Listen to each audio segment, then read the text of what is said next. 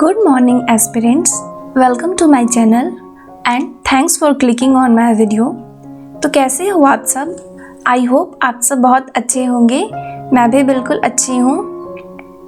तो आज के इस वीडियो में मैं डिस्कस करने वाली हूँ एक बहुत ही इम्पॉर्टेंट क्वेश्चन जो सारे स्टूडेंट्स के माइंड में रहता है when he was a beginner in the journey of UPSC. So I think आप लोग ने गेस कर ही लिया होगा कि मैं आज क्या डिस्कस करने वाली हूँ।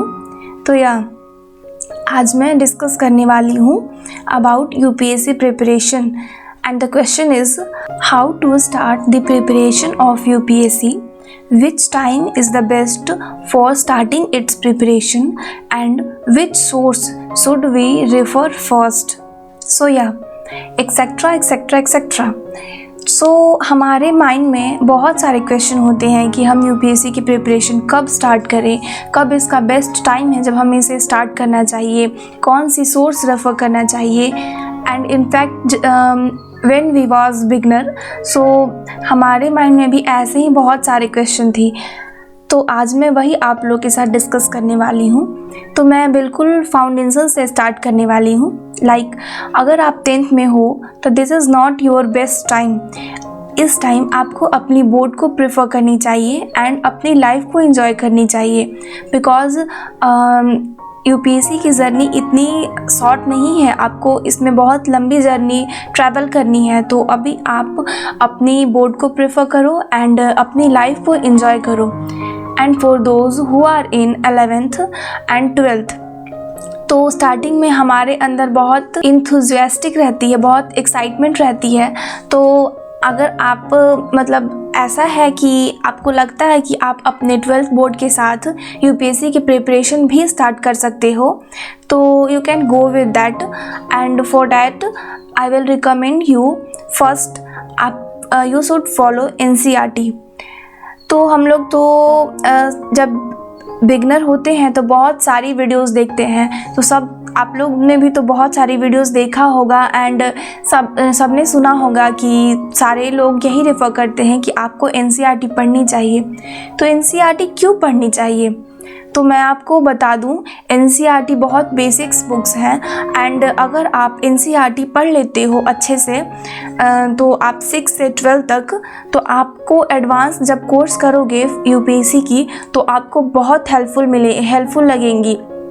आप उन चीज़ों को बहुत अच्छे से रिलेट कर पाओगे। इनफैक्ट आप एनसीईआरटी पढ़ के 40 to 50% सिलेबस ऐसे ही कवर कर सकते हो बिकॉज एनसीईआरटी की ही सारी कोर्सेज जो है जो इसमें टॉपिक्स दी हुई हैं वही चीज़ें हमें एडवांस में भी पढ़नी है, बट उसको थोड़ा एडवांस टाइप्स पढ़नी है। जैसे इस बुक का एग्जाम्पल लूँ तो इसमें जैसे ये टॉपिक्स चैप्टर्स दिए हुए हैं, executive, judiciary, legislature, this all. तो आप अगर एडवांस कोर्स करोगे तो आपको ये सारी चीज़ें भी पढ़नी है वहाँ पे। अगर आप यहाँ से पढ़ोगे तो आपको इसकी सारी बेसिक डेफिनेशन एंड बहुत सारी अंडरस्टैंडिंग आपको यहीं से डेवलप्ड हो जाएंगी। और जब आप एडवांस कोर्स करोगे तो आपको बहुत रिलैक्स लगेगा एंड आपको बहुत ईजी लगेगा सारी चीज़ें करने में। तो अगर आप 12th में हो तो एंड अगर आपके पास टाइम है, अगर आपको लगता है कि आप कर सकते हो तो आप एनसीईआरटी पढ़ना स्टार्ट कर दो एंड आप 6 से 12 तक सारी एनसीईआरटी कंप्लीट कर लो अगर आपसे हो पाए तो। Then let's come to those who are in graduation. So this is the right time because आप अपनी ग्रेजुएशन के साथ इसकी प्रिपरेशन स्टार्ट कर सकते हो। इनफैक्ट मैंने भी अपनी ग्रेजुएशन के साथ ही इसकी प्रिपरेशन स्टार्ट की थी। ग्रेजुएशन के फर्स्ट एंड सेकेंड ईयर में हमारे ऊपर प्रेशर बहुत कम होती है, होती है लेकिन थोड़ी कम होती है। थर्ड ईयर में आपको प्रेशर ज़्यादा होगा बिकॉज उस टाइम आपको एग्ज़ाम देना होगा। तो आपको अपनी ग्रेजुएशन के बोर्ड पे फोकस करनी होगी। अदरवाइज आप ग्रेजुएशन के पार्ट 1 एंड 2 में ये चीज़ें इसकी तैयारी कर सकते हो। तो उस टाइम जब आपने एनसीईआरटी पूरी कंप्लीट कर ली हो तो फिर आप जाओ इसकी सिलेबस पे। अब जब आप इसकी सिलेबस पढ़ोगे तो आप बहुत सारी चीज़ों को रिलेट कर पाओगे।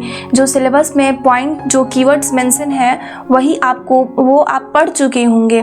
जैसे कि अगर आप मैं बात करूँ आर्ट एंड कल्चर की, तो आर्ट एंड कल्चर की बुक आती है 12th की, उसमें आप बहुत ऑलमोस्ट सारी चीज़ें पढ़ चुके होंगे आर्ट एंड कल्चर की। फिर वर्ल्ड हिस्ट्री की जो क्लास 9 की बुक आती है उसमें, तो वो सब पढ़ने के बाद जब आप सिलेबस पढ़ोगे ना, तो आप बहुत चीज़ें इसके कीवर्ड्स को रिलेट कर पाओगे कि या ये वाली कीवर्ड मैंने उस बुक से पढ़ी थी ऐसे। तो फिर देन आप उसके PYQ को रेफ़र करना, उससे आपको क्वेश्चन का आइडिया लग जाएगा कि किस टाइप के क्वेश्चन आते हैं। तो क्वेश्चन देखने के बाद आप समझ पाओगे कि मुझे मतलब कौन सी टॉपिक पे कितने डिटेल्स में जानी है। एंड अगर आप कोर्स मतलब आपको लगता है कि आप खुद से कर लोगे तो बहुत अच्छी बात है, अदरवाइज आप कोर्स भी ले सकते हो एडवांस के लिए, बिकॉज आपकी बेस तो अब प्रिपेयर हो चुकी है। एंड उसके बाद आप एडवांस बुक रेफ़र करो, जैसे एंशिएंट के लिए RS शर्मा, ये सब आप लोग ने तो टॉपर्स की इंटरव्यू और बहुत सारे टीचर्स का देखा ही होगा, तो एडवांस के लिए तो आप लोग को पता ही होगा। तो सबसे पहले आप अपने बेसिक्स NCERT से क्लियर करो, देन उसके बाद आप एडवांस पे रेफ़र करो।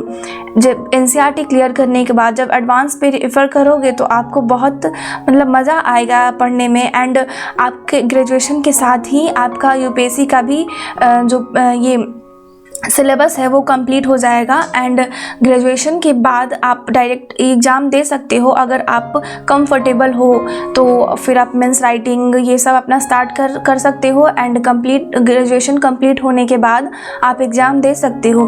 अगर आप ग्रेजुएशन के बाद वेट करो कि मेरा ग्रेजुएशन कंप्लीट हो जाएगा तब मैं प्रिपरेशन करूं, तो आपको फिर स्पेशल इसके लिए टाइम देना पड़ेगा, तो आपको फिर वेट करना पड़ेगा। अदरवाइज़ ग्रेजुएशन के साथ आप इस जर्नी को स्टार्ट कर सकते हो एंड ग्रेजुएशन के कंप्लीट होते ही आप UPSC के एग्ज़ाम के लिए प्रिपेयर हो सकते हो। तो आप खुद को ज़्यादा बेटर समझते हो तो आप खुद एवेलुएट करो एंड खुद से ये क्वेश्चन करो कि आपके लिए कौन सी फेज़ ज़्यादा सूटेबल है। मुझे जितना लगा मैंने आप लोग के साथ शेयर किया।